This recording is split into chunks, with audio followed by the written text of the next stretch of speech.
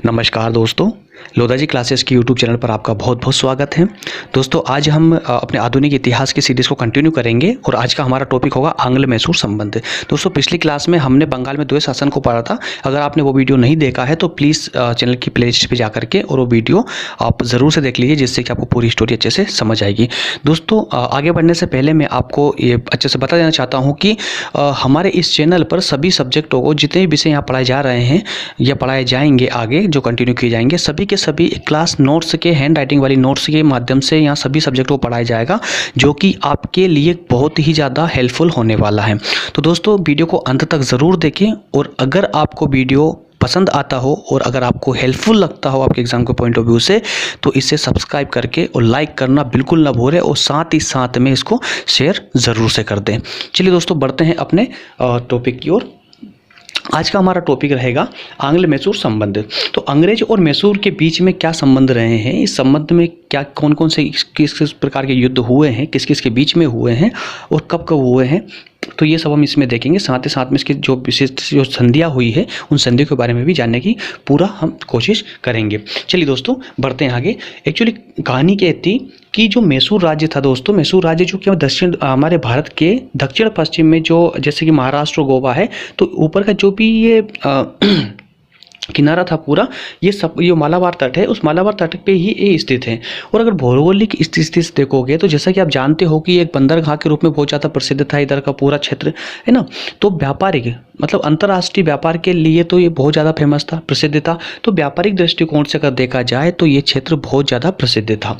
तो इस प्रसिद्धि को लेकर के अंग्रेजों यानी कि जो कंपनी थी, ब्रिटिश कंपनी, इस कंपनी का ध्यान इसकी ओर गया और वो अपने ललायत हुए इससे कि बंगाल पर अधिकार करने के बाद में अब इनका टारगेट जो है मैसूर ही था। अब मैसूर पर कंपनी का अधिकार करने का या कंपनी के द्वारा मैसूर को हड़प जाने का कारण कुछ और भी थे। एक तो प्रमुख कारण यही हो गया कि वो काफ़ी व्यापारिक दृष्टिकोण से बहुत ज़्यादा इम्पोर्टेंट था। प्रथम कारण तो आप ये मान सकते हो। दूसरे कारण में आप ये भी देख सकते हो कि उस समय मैसूर के जो राजा हुआ करते, जो शासक थे वहाँ के, देवराज और नंदराज, इन पर मराठों के बहुत ज़्यादा आक्रमण हो रहे थे और इन आक्रमणों के चलते ही इनकी आर्थिक स्थिति, देवराज की आर्थिक स्थिति बहुत ज़्यादा दयनीय हो गई थी। तो और इसी समय दूसरे पक्ष में देखो तो जो हैदर अली सुल्तान था, हैदर अली, इसका भी प्रभाव काफ़ी बढ़ता जा रहा था। और फिर इसने एक समय ऐसा आया जब नंदराज और देवराज पर आक्रमण किया, यानी कि मैसूर पर आक्रमण किया और मैसूर पर अपनी सत्ता स्थापित कर ली। अब जैसे इसने मैसूर पर सत्ता स्थापित की दोस्तों, तो ये हैदर अली जो है इन्होंने रुकना चालू नहीं किया और ये अपने प्रभाव में निरंतर वृद्धि करते गया। इससे इसका प्रभाव काफ़ी बढ़ने लगा और यही इसका बढ़ता प्रभाव अंग्रेजों को खटकने लगा और अंग्रेजों के एक चिंता का विषय बन गया। तो इस प्रभाव को भी खत्म करने के लिए भी अंग्रेजों ने कूटनीतिक चालें चलना चालू किया और ख़ास करके फिर लास्ट में इन्होंने एक आक्रामक नीति का ही सहारा लिया और इस मैसूर पे आक्रमण करने का। तो दोस्तों दूसरा कारण एक ये भी हो सकता है कि हैदर अली के बढ़ते प्रभाव को रोकने के लिए भी इन्होंने मैसूर पर आक्रमण करना इसके लिए बहुत ज़्यादा ज़रूरी था। दूसरा अगर देखा जाए तो मैसूर में बड़े प्रभाव से मद्रास को भी खतरा हो रहा था। दोस्तों देखिए क्या हो रहा था कि जब अगर मान लीजिए मैसूर पे जैसे हैदर अली का बहुत ज़्यादा प्रभाव हो चुका था, वहाँ की शक्ति उनकी बढ़ती जा रही थी, तो इस प्रभाव को लेकर के अंग्रेज परेशान हो गए थे। क्यों हो रहे थे? क्योंकि अगर जो मैसूर था, मैसूर पे का प्रभाव अगर बढ़ता तो उसका कहीं ना कहीं इफेक्ट मद्रास भी देखने को मिलता और अगर मद्रास पे उसका इफेक्ट पड़ता तो अंग्रेजी सत्ता खतरे में आ सकती थी, क्योंकि उस समय तक भी अंग्रेजों की जो सैनिक शक्ति थी वो इतनी ज़्यादा सक्षम नहीं हो पाई थी कि वो सबका सामना एक साथ कर सके। ठीक है दोस्तों, तो इसी कारण से कहा गया कि मैसूर के बढ़ते प्रभाव से मद्रास को भी खतरा होने लगा था और इन सभी कारणों के चलते ही अंग्रेजों ने मैसूर पर अधिकार पाने की नीतियां बनाने लगे और परिणाम स्वरूप कंपनी और मैसूर के बीच में एक युद्ध छिड़ गया, जिसे बोला गया आंग्ल मैसूर युद्ध। और प्रमुख 4 युद्ध देखने को इस सीरीज में सामने आएंगे। चलिए दोस्तों बढ़ते हैं हम प्रथम आंग्ल मैसूर युद्ध की ओर।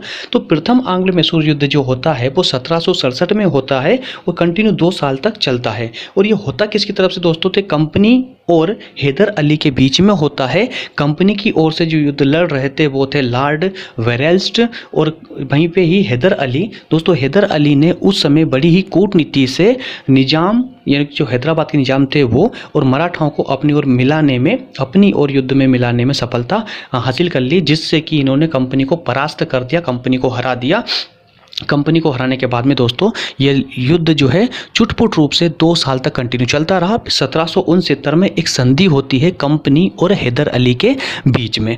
तो जो संधि होती है इस संधि को कहा गया मद्रास की संधि। उस संधि के परिणाम ये सामने आते हैं कि विशेष परिणाम वैसे इसके नहीं रहे थे, हालांकि अंग्रेजों के लिए ये संधि बाध्य थी, लेकिन फिर भी कोई इतने विशेष परिणाम इस संधि के नहीं रहे हैं, जिसमें कहा गया कि जो क्षेत्र अंग्रेजों से हैदर अली ने जीते थे वो अंग्रेजों को वापस कर दिए गए, और अन्य आगे से होने वाले कोई भी अगर भारी आक्रमण होता है या किसी और राज्य का आक्रमण होता है तो दोनों आपस में मिलकर एक दूसरे की रक्षा करेंगे, सहयोग करेंगे। दोस्तों तो अगर हम इसके कारणों की अगर बात करें कारणों की, तो देखिए एक कंपनी की महत्वाकांक्षा थी। कंपनी की महत्वाकांक्षा जैसे कि हमने पहले ही देख चुके हैं कि कंपनी की महत्वाकांक्षा क्या, कि व्यापारिक दृष्टिकोण से ये काफ़ी सक्षम था। तो ये एक प्रकार से महत्वाकांक्षा ही हो गई अपने व्यापार को बढ़ाने के लिए, अपने साम्राज्य को बढ़ाने के लिए। तो कंपनी की एक महत्वाकांक्षा थी कि अपने साम्राज्य का विस्तार करे। ठीक। दूसरा कि हैदर अली के द्वारा दोस्तों उस समय क्या हुआ था कि जैसे जैसे हैदर अली का प्रभाव बढ़ते जा रहा था मैसूर पे, तो अंग्रेजों ने भी अपनी कूटनीति जो पूरे भारत में चलाई उन लोगों ने यहाँ पे भी ट्राई किया। कौन सी कूटनीति? कि पहले शांतिदूत भेजने की, मित्रता का प्रस्ताव भेजा इनको, हैदर अली को भेजा, लेकिन हैदर अली पहले से ही इस चीज़ को बहुत अच्छे से भांप चुका था। उसको मालूम था कि अंग्रेज पहले तो मित्रता करेंगे, मित्रता करने के बाद धीरे धीरे राजनीति में हस्तक्षेप करना चालू कर देंगे, जैसा कि इन्होंने बंगाल में किया। ठीक है, तो इसको लेकर के हैदर अली ने अंग्रेजों की मित्रता को ठुकरा दिया था। अब अंग्रेजों के पास में ये मित्रता ठुकराने, हैदर अली के द्वारा मित्रता ठुकराने के बाद में सिर्फ एक ही रास्ता बचता था, वो बचता था युद्ध का, कि कैसे भी करके अब तो मैसूर को जीतना ही पड़ेगा, नहीं तो इनका मद्रास खतरे में आ जाएगा, यानी कि ब्रिटिश सत्ता खतरे में आ जाएगी। ठीक। इसके अलावा कर्नाटक के जो नवाब थे मोहम्मद अली, वो और हैदर अली दोनों शत्रु थे। अब मोहम्मद अली से कंपनी ने मित्रता कर ली। ठीक है, तो इधर से ये दोनों आपस के शत्रु हो गए। तो इस प्रकार से ये युद्ध हुआ, और दोस्तों अंत में इस मद्रास की संधि के द्वारा 1769 में ये युद्ध भी समाप्त हो गया। बस आपको इसमें जो याद रखना है वो याद ये रखना है कि कंपनी की ओर से किसने युद्ध लड़ा था, तो लार्ड बेरेंस ने, और साथ में निजाम और मराठों ने इस प्रथम आंग्ल मैसूर युद्ध में किसका साथ दिया था, हैदर अली का। दोस्तों आगे वाले युद्धों में ये दोनों मिलकर के अब कंपनी का साथ देने वाले हैं। चलिए आगे समझते देखिए। और दूसरी बात, मद्रास की प्रथम संधि जो हुई थी, कहाँ पे हुई थी? मद्रास में हुई थी वैसे तो, पर कब हुई थी? 1769 में हुई थी। और किसके पक्ष में हुई थी ये संधि? तो कह सकते हैं एक तरह से कि हैदर अली के पक्ष में हुई थी, मैसूर के पक्ष में हुई थी। द्वितीय आंग्ल मैसूर युद्ध। प्रथम आंग्ल मैसूर युद्ध 1769 में खत्म होता है मद्रास की संधि के द्वारा, और पुनः 11 साल बाद फिर से युद्ध छिड़ जाता है। दोस्तों इस युद्ध के छिड़ने के कुछ कारण रहते हैं वैसे, क्योंकि बिना कारण के तो कोई चीज़ होती नहीं है। तो यहाँ भी एक कारण होता है दूसरा आंग्ल मैसूर युद्ध छिड़ने का। तो इसमें एक्चुअली होता क्या है कि 1771 की कहानी है, यानी कि प्रथम जब आंग्ल मैसूर युद्ध खत्म हुआ था उसके जस्ट 2 साल बाद ही जो मराठे हैदर अली की तरफ से प्रथम आंग्ल मैसूर युद्ध में लड़ रहे थे, उन्हीं मराठों ने हैदर अली के विरुद्ध 2 साल बाद हैदर अली पर ही आक्रमण कर दिया था। अब चूंकि मद्रास की संधि में क्या डिसाइड हुआ था, उस समय अंग्रेज यानी कि कंपनी और हैदर अली के बीच में ये डिसाइड हुआ था कि कोई भी अन्य व्यक्ति, कोई भी अन्य राज्य अगर एक दूसरे हम दोनों में से किसी पर भी अगर कोई आक्रमण करता है, हमला करता है, तो दोनों मिलकर के उसका सामना करेंगे, एक दूसरे की सहायता करेंगे। लेकिन इस संधि का अंग्रेजों ने उल्लंघन किया। जब मराठाओं ने 1771 में हैदर अली पर आक्रमण किया तो उस समय अंग्रेजों ने हैदर अली का साथ नहीं दिया। इससे हैदर अली के मन में रुष्टता भर गई। इसके अलावा एक कारण और भी रहा है इसमें कि अंग्रेजों ने उस समय माहे पर अधिकार कर लिया था, जो कि मैसूर के आधिपत्य में था। दूसरा, हैदर अली के फ्रांसीसियों के साथ में संबंध काफ़ी गहरे होते जा रहे थे, जो कि कंपनी को बिल्कुल भी मंजूर नहीं था। इसके अलावा हैदर अली के द्वारा एक त्रिगुट का निर्माण किया गया।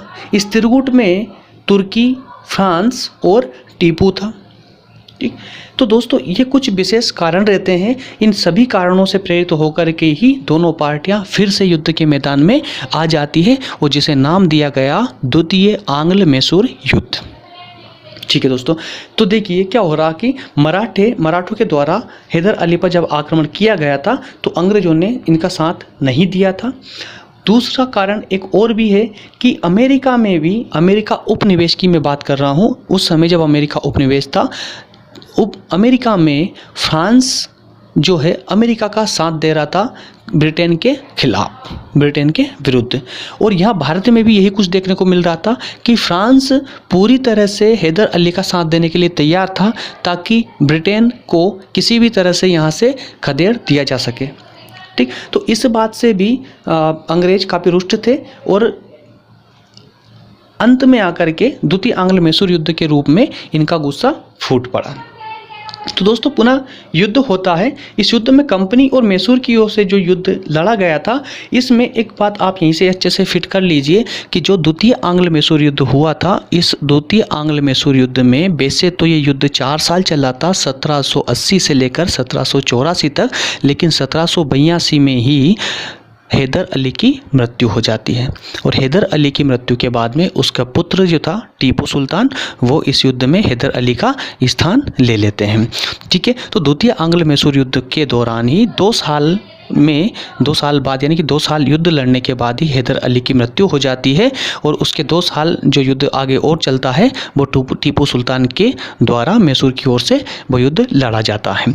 वहीं दोस्तों कंपनी की ओर से जो गवर्नर थे, जो इस कंपनी का संचालन कर रहे थे, वो थे वारेन हेस्टिंग्स। वारेन हेस्टिंग्स, जैसे दोस्तों मैंने पिछली स्लाइड में आपको बताया था कि जो निज़ाम और मराठों ने प्रथम आंग्ल मैसूर युद्ध में हैदर अली का साथ दिया था युद्ध में, वही निज़ाम और मराठों ने द्वितीय आंग्ल मैसूर युद्ध में अब कंपनी का साथ देने का ठान लिया था। तो इधर निज़ाम और मराठों ने कंपनी का साथ दिया। तो निज़ाम और मराठे उस समय इतने प्रभावशाली थे कि जिधर मिल जाए ना, उनका पलड़ा ही भारी हो जाता था दोस्तों। तो इन निज़ाम और मराठाओं के कंपनी की तरफ मिलने से कंपनी का पलड़ा काफ़ी भारी हो गया, वो काफ़ी शक्तिशाली हो गए और वो हैदर अली और टीपू सुल्तान पर काफ़ी भारी हुए और यानी कि वो युद्ध अपनी ओर करने में सक्षम हो गए, कामयाब हो गए और युद्ध उन्होंने जीत लिया। और इस युद्ध के विशेष परिणाम तो नहीं आ पाए थे, लेकिन इसी बीच में ही 1784 में टीपू ने, या फिर कहें कि टीपू के प्रयासों से या वारेन हेस्टिंग्स के प्रयासों से एक संधि हो जाती है और उस संधि को नाम दिया गया था मंगलोर की संधि दोस्तों। तो मंगलोर की जो संधि होती है वो 1784 में होती है और ये वारेन हेस्टिंग्स और टीपू सुल्तान के बीच में ये संधि होती है। ये संधि बहुत इंपॉर्टेंट है, इसको विशेषकर याद रखिए। और ये जो द्वितीय आंग्ल मैसूर युद्ध है, ये थोड़ा सा इंपॉर्टेंट इसलिए भी हो जाता है क्योंकि इसमें मैसूर की ओर से 2 शासकों ने युद्ध किया था, हैदर अली और टीपू सुल्तान ने, इसलिए भी ये युद्ध काफ़ी इंपॉर्टेंट हो जाता है। और इसी को लेकर के ही मंगलोर की संधि हो गई थी। चूँकि क्वेश्चन में कुछ ऐसा रहता है कि मैसूर की ओर से युद्ध शुरू किसने किया गया था, हैदर अली के द्वारा, लेकिन ख़त्म किसके द्वारा किया गया था, मंगलोर की संधि के द्वारा ख़त्म किसके द्वारा किया गया था, तो ये टीपू सुल्तान के द्वारा किया गया था। ठीक है, तो इसी केस में जो ये संधि होती है, मंगलोर की जो संधि होती है 1784 में होती है और टीपू सुल्तान और कंपनी के बीच में ये संधि होती है, जिसकी कुछ शर्तें, कोई विशेष शर्तें तो नहीं थी, लेकिन हाँ फिर भी इसके परिणाम निकले हैं कि पूरे मैसूर में अब कंपनी व्यापार कर सकती थी बिना किसी कर के। साथ में एक दूसरे का साथ देने का भी इन्होंने आपस में वादा किया, जो प्रथम आंग्ल मैसूर युद्ध में भी किया गया था, लेकिन कंपनी ने इसको ठुकरा दिया था। दोस्तों ये मैं आपको बता ही चुका हूँ कि 1782 में हैदर अली की मृत्यु हो जाती है और इसकी मृत्यु होने के बाद ही इनके पुत्र जो टीपू सुल्तान था वो शासक यहाँ का बन जाता है। ठीक है, अब बात करते हैं दोस्तों तृतीय आंग्ल मैसूर युद्ध की। तृतीय आंग्ल मैसूर युद्ध 6 साल के बाद पुनः स्टार्ट हो जाता है 1790 में, जो कि 2 साल चलता है। अब इस युद्ध में लॉर्ड कॉर्नवालिस ने आक्रमण नीतियों का अनुसरण किया तथा निजाम और मराठाओं को अपनी ओर मिलाया और श्रावणकोर के साथ कंपनी के मित्रतापूर्ण संबंध थे। उधर टीपू ने श्रावणकोर के क्षेत्र पर आक्रमण कर दिया, जिससे तीसरे युद्ध की शुरुआत हो गई। दोस्तों होता क्या है कि जब वारेन हेस्टिंग्स से जाने के बाद में लॉर्ड कॉर्नवालिस कंपनी के गवर्नर जनरल बन के आते हैं और कॉर्नवालिस ने आते ही अपने साम्राज्य के विस्तार के लिए आक्रामक नीतियों का सहारा लेना चालू कर दिया। और उस समय निजाम और मराठों, निजाम जो मराठा और जो द्वितीय आंग्ल मैसूर युद्ध में मराठे और निजाम ने कंपनी का साथ दिया था, वहीं तृतीय आंग्ल मैसूर युद्ध में भी इन्होंने कंपनी का ही साथ दिया। इनको मिलाने में अंग्रेज सफल हो गए थे। उस श्रावणकोर जो श्रावणकोर जो क्षेत्र है दोस्तों, उस क्षेत्र में भी जो है कंपनी के संबंध अच्छे मित्रतापूर्ण थे। क्योंकि वहाँ पर जो है मैसूर ने यानी कि टीपू सुल्तान ने वहाँ पर आक्रमण किया था, इस कारण से वहाँ के जो संबंध थे वो शत्रुतापूर्ण हो गए थे। तो इस केस में श्रावणकोर भी कंपनी का ही साथ दे रहा था। ये युद्ध होता है कंपनी मैसूर के बीच में, जो कि कार्नवालिस कंपनी की तरफ से लड़ते हैं और साथ में टीपू सुल्तान मैसूर की ओर से। तो तृतीय आंग्ल मैसूर युद्ध में जो शासक थे वो एक ही थे, कौन थे? टीपू सुल्तान। 1792 से दोस्तों ये युद्ध वापस से समाप्त हो जाता है और ये समाप्त होता है श्रीरंगपट्टनम की संधि के द्वारा। तो दोस्तों श्रीरंगपट्टनम की जो संधि है, ये संधि इंपॉर्टेंट है, इसका भी नाम और डेट याद रखने की बहुत ज़्यादा आवश्यकता है। श्रीरंगपट्टनम की संधि 1792 में होती है, तृतीय आंग्ल मैसूर युद्ध की समाप्ति पर होती है, ठीक है। और ये जो संधि होती है टीपू और कार्नवालिस के बीच में होती है। और इस तृतीय आंग्ल मैसूर युद्ध में भी निजाम और मराठाओं ने कंपनी का साथ दिया था। टीपू को आधा राज्य कंपनी को देना पड़ा और जो उसने राज्य जीते थे वो वापस लौटा दिए। दोस्तों यहाँ पर टीपू सुल्तान का काफ़ी ज़्यादा नुकसान हुआ है और ये बोल सकते हैं कि जो तृतीय आंग्ल मैसूर युद्ध हुआ था ये पूर्णतः कंपनी के पक्ष में था। जो संधि हुई थी पूर्णतः कंपनी के पक्ष में थी, टीपू सुल्तान के लिए पूर्णतः बाध्य थी। इस संधि से टीपू सुल्तान ने अपना आधा राज्य तो खो ही दिया, साथ ही साथ में जो क्षेत्र टीपू सुल्तान ने अभी तक विजित किए थे वो सारे के सारे क्षेत्र वापस जिसके थे उसको पुनः लौटा दिए गए। इसके अलावा 3 करोड़ रुपए युद्ध के हार जाने के रूप में टीपू सुल्तान को कंपनी को देना पड़ा। तो यहाँ दोस्तों टीपू सुल्तान का बहुत ज़्यादा नुकसान हुआ था, बहुत ज़्यादा नुकसान की भरपाई इनको करनी पड़ी। इस युद्ध के कारणों की अगर हम बात करें तो इस कारण में भी जो द्वितीय आंग्ल मैसूर युद्ध के जो कारण थे, कुछ कारण तो वही मैच होते हैं यहाँ पर भी। जैसे कि प्रथम देखिए कि टीपू का फ्रांसीसियों से संपर्क, जैसे कि हैदर अली के समय से बनते आ रहे थे, तो टीपू ने भी हैदर अली के ही प्रोसेस को जारी रखा और इन्होंने भी फ्रांसीसियों से जो है संपर्क अपना कंटिन्यू रखा, जो कि अंग्रेजों को खटक रहा था, प्रथम। दूसरा लॉर्ड कार्नवालिस की जो है आक्रामक नीतियाँ, क्योंकि इन्होंने आते ही अपने साम्राज्य का विस्तार करने के लिए इन्होंने आक्रामक नीतियों का ही सहारा लिया था। दूसरा, मराठों को टीपू के विरुद्ध उकसा दिया, है ना। मराठे, जैसे कि हमने देखा था कि प्रथम आंग्ल मैसूर युद्ध जब हुआ था तो निजाम और मराठे दोनों मिलकर के हैदर अली का साथ दे रहे थे, लेकिन आगे चल के अंग्रेजों ने उनको ही भड़का दिया टीपू के मतलब मैसूर के विरुद्ध, ठीक है, जिससे कि वो इनके विरोधी हो गए। तो मराठों को भड़काने के कारण से क्या हो रहा है कि मराठे इन पर अनिश्चित काल में कभी भी इन पर आक्रमण कर दिया करते हैं, कभी न कभी नुकसान इनको पहुंचा दिया करते थे। तो ये भी एक विशेष कारण रहा है। और तीसरा कारण कि टीपू ने श्रावणकोर पर आक्रमण कर दिया था, जिससे कि इसका एक और नया शत्रु बन चुका था। दोस्तों उम्मीद करता हूँ कि क्लास आपको बराबर समझ आ रही होगी।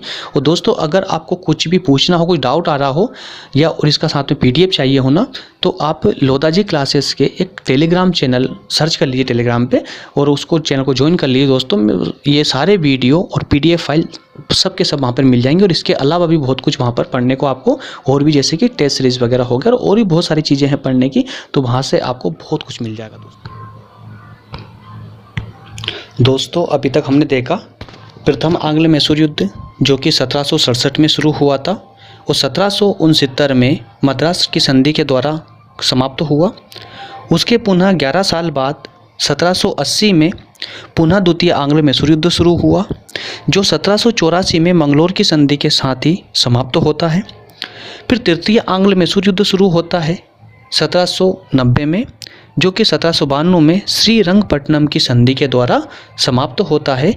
और दोस्तों इस संधि के श्रीरंगपट्टनम की संधि में सुल्तान का काफ़ी ज़्यादा नुकसान हो जाता है।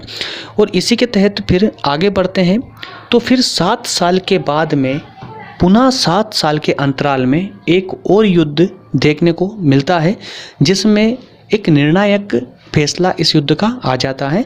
पुनः कंपनी और मैसूर के बीच में ये युद्ध होता है। 1799 से शुरू होता है और दोस्तों इसी युद्ध में ही टीपू सुल्तान की मृत्यु हो जाती है और फाइनली ये युद्ध पूरी तरह से अंग्रेजों के पक्ष में चला जाता है और मैसूर पर पूरी तरह से कंपनी का शासन हो जाता है, स्थापित हो जाता है। अच्छा, जो चतुर्थ, अगर हम आंग्ल मैसूर युद्ध के कारणों की अगर हम बात करें तो इस कारण में दोस्तों 3 कारण बहुत ज़्यादा इम्पोर्टेंट हैं। इन 3 कारणों में देखिए, सबसे प्रथम तो कि ये जो चतुर्थ आंग्ल मैसूर युद्ध 1799 में प्रारंभ हुआ था, किसके समय में हुआ था? तो ये लॉर्ड वेलेजली के समय में हुआ था। होता क्या है कि पहले हम इसके कारणों की डिस्कस कर लें तो युद्ध अच्छे से और समझ आएगा। देखिए, इसके जो प्रमुख कारण थे, पहले तो क्या है कि जब वेलेजली भारत आया तो अपने साम्राज्य का विस्तार करना चाहता था। अब बात यहाँ उठती ये है कि वेलेजली आते ही अपने साम्राज्य का विस्तार आखिर चाहता क्यों था, क्या कारण था? तो दोस्तों एक तात्कालिक कारण जो प्रमुख था उस समय अपने साम्राज्य का विस्तार करने का, वेलेजली की जो ये नीति थी वो इसलिए इसने ये नीति अपनाई थी क्योंकि उस समय नेपोलियन का आक्रमण करने का डर अंग्रेजों को सता रहा था। उनको लग रहा था कहीं ना कहीं नेपोलियन ने अगर भारत पर आक्रमण कर दिया तो कंपनी का जो साम्राज्य की जड़ें अभी जमती जा रही है, जो कंपनी का साम्राज्य स्थापित होते जा रहा है, जो अपने शेषावस्था में है, वो अभी ही यहीं समाप्त हो जाएगा। तो इस कारण से वेलेजली मैसूर पर अपना आधिपत्य स्थापित करके और उसे मद्रास में मिलाने का प्रयास कर रहे थे, या फिर कहें कि मिलाना चाहते थे, ताकि अपने साम्राज्य का विस्तार करके अपनी सेना को बढ़ा करके और वो नेपोलियन का सामना कर सके। तो इसी को लेकर के इन्होंने पूरी तरह से एक आक्रामक नीति का पालन किया। वेलेजली ने आक्रामक नीति को अपनाया। दूसरा प्रयास जो पिछले 3 युद्धों में भी हुआ था, जो कारण था पिछले 3 युद्धों में भी रहा है कि टीपू का फ्रांस के साथ में संबंध, ये तो हमेशा ही रहेगा, ठीक है। तीसरा, नेपोलियन के आक्रमण का डर। तो ये 3 प्रमुख कारण ही थे जिन्होंने या जिनके परिणाम स्वरूप चतुर्थ आंग्ल मैसूर युद्ध हुआ, ठीक है। इसका दोस्तों क्या होता है कि लॉर्ड वेलेजली जब पहली बार भारत आता है तो अपने साम्राज्यवादी नीतियों को स्थापित करना चाहता है भारत में और अपने साम्राज्य का विस्तार करना चाहता है ताकि नेपोलियन से जो है आक्रमण में वो उसका सामना कर सके, अपने मद्रास की शक्ति को बढ़ा करके, और वो नेपोलियन का सामना तभी कर पाता जब मैसूर उसका पूरी तरह से साथ दे, या फिर कहें कि मैसूर पर भी कंपनी का शासन स्थापित हो जाए। वहीं उधर वेलेजली जिस दिन भारत आया था, एक जो प्रमुख कारण एक और भी रहा है कि टीपू ने भी कुछ ऐसा कार्य किया था उस समय। जब वेलेजली जिस दिन भारत आया था उसी दिन टीपू ने भी मॉरिशस से जो फ्रांसीसी सैनिक भारत आए थे उनका स्वागत करने वहाँ पहुँच जाते हैं। तो इसके कारण भी वेलेजली में एक रुष्टता की भावना पनप जाती है, ठीक है। और साथ ही साथ में जो फ्रांस का एक क्लब है दोस्तों, जैकोबिन नाम है इस क्लब का, और इस क्लब के भी जो है टीपू सुल्तान सदस्य थे, ठीक है। तो उसने क्या श्रीरंगपट्टनम में स्वतंत्रता वृक्ष भी लगवाया था दोस्तों। बहुत इंपॉर्टेंट है ये बहुत इंपॉर्टेंट है, इसको बिल्कुल आपको याद रखना है कि स्वतंत्रता का वृक्ष किसने लगवाया था? तो दोस्तों टीपू सुल्तान ने लगवाया था। और कहाँ लगवाया गया था? ये श्रीरंगपट्टनम में। चलिए इसकी पृष्ठभूमि देख लेते हैं हम कि चतुर्थ आंग्ल मैसूर युद्ध की पृष्ठभूमि क्या रही, क्या हुआ इस युद्ध में। तो कोई विशेष कुछ नहीं हुआ, फाइनली युद्ध खत्म हो गया कि लॉर्ड वेलेजली हेस्टिंग और स्टुअर्ट के द्वारा ये युद्ध लड़ा गया था कंपनी की ओर से, और उधर मैसूर की ओर से टीपू सुल्तान ने ये युद्ध लड़ा, जिसमें टीपू सुल्तान की मृत्यु हो जाती है। कहाँ होती है? श्रीरंगपट्टनम में, जहाँ उन्होंने स्वतंत्रता का वृक्ष लगवाया था वहीं उनकी मृत्यु हो जाती है। और दोस्तों इसी से हमारा समाप्त होता है आंग्ल मैसूर संबंध। ये टॉपिक हमारा पूरी तरह कंप्लीट हो चुका है दोस्तों। मेरे हिसाब से तो जितना मैं आपको दे रहा हूँ इन नोट्स के माध्यम से, जितना आपको पढ़ा रहा हूँ यूपीएससी लेवल के नोट्स के माध्यम से मैं आपको पढ़ा रहा हूँ दोस्तों, इससे ज़्यादा मेरे ख्याल से तो आपको पढ़ने की आवश्यकता बिल्कुल भी नहीं पड़ेगी। हाँ, अगर कोई चीज़ समझ नहीं आ रही है तो वीडियो को आप रिपीट करके दोबारा देख सकते हैं, ठीक। और मैं आपको अगर बाकी आप सीरियस पढ़ाई कर रहे हैं तो मैं तो बोलूँगा दोस्तों कि इसके लिए आप एक आपका सेल्फ नोट्स बनाना भी ज़रूरी है। सेल्फ नोट्स बनाएंगे तो बहुत ज़्यादा बेहतर रहेगा। वैसे तो मैं आपको इसका PDF प्रोवाइड कर ही रहा हूँ हमारे टेलीग्राम चैनल पर, वहाँ से आप PDF डाउनलोड कर लें, लेकिन कोशिश करें कि आप अपना खुद का भी नोट्स बनाते रहें दोस्तों। चलिए मिलते हैं अगले क्लास में दोस्तों। तो अगले क्लास में हमारी क्लास होने वाली है कि शायद मैं कोशिश कर रहा हूँ कि शायद आंग्ल मराठा संबंधों के बारे में एक अगली क्लास आएगी। तो मिलते दोस्तों अगले क्लास में। फिर से आपको एक बार और रिपीट कर दूँ, शायद आप भूल गए हो, कि अगर आपको वीडियो पसंद आया हो दोस्तों, या फिर आपको अगर आपके एग्ज़ाम के पॉइंट ऑफ व्यू से कुछ हेल्प मिलती हो इस वीडियो से, अगर हेल्पफुल है आपके लिए और आपको लगता है कि मैंने थोड़ी सी भी इसके अंदर अगर मेहनत की है, तो दोस्तों एक लाइक तो बनता है और सब्सक्राइब तो प्लीज़, मुझे जहाँ तक पता है कर ही लिया होगा। और दोस्तों में इसको शेयर करना बिल्कुल ना भूलें दोस्तों, क्योंकि जैसे जैसे आपके लाइक आते हैं और शेयर मिलते हैं मुझे, तो मेरा भी कॉन्फिडेंस बढ़ता है दोस्तों। और मैं इसी प्रकार से, जैसे अभी आधुनिक इतिहास की सीरीज चल रही है, कोशिश कर रहा हूँ कि अभी जल्दी से जल्दी 2-4 दिन में ही एक प्राचीन इतिहास की भी क्लासेस चालू हो जाए। और दोस्तों मैं पूरी कोशिश करूँगा कि धीरे धीरे करके सभी सब्जेक्टों को ट्रैक पे लाया जाए और सभी के क्लासेस में चालू कर दूं। पर दोस्तों क्या है कि जो आधुनिक इतिहास की जो सीरीज़ है थोड़ी सी लंबी जाने वाली है, इसलिए मैं चाहता हूं कि इसको थोड़ा स्पीड से इसको खींच दिया जाए। जैसे ही थोड़ा सा ये काफ़ी सारा ज़्यादा नहीं तो होगा, 30 से 40% भी अगर हमारा इतिहास ये कवर हो जाएगा तो हम दूसरी क्लासेस भी चालू करेंगे, तो शायद थोड़ा स्पीड से भी चलता रहेगा। बाकी सब्जेक्ट इतने ज़्यादा डिटेल में पढ़ने की ज़रूरत नहीं पड़ेगी। चलिए दोस्तों मिलते हैं अगले क्लास में। अगर आपको कोई गिला शिकवा हो तो कमेंट में मुझे बिल्कुल करिए, बिल्कुल बोलिए, मैं अपने और सुधार करने की कोशिश करूँगा। कुछ अगर प्रॉब्लम हो तो बिल्कुल बताइए मुझे दोस्तों। चलिए मिलते हैं अगले क्लास में, तब तक के लिए थैंक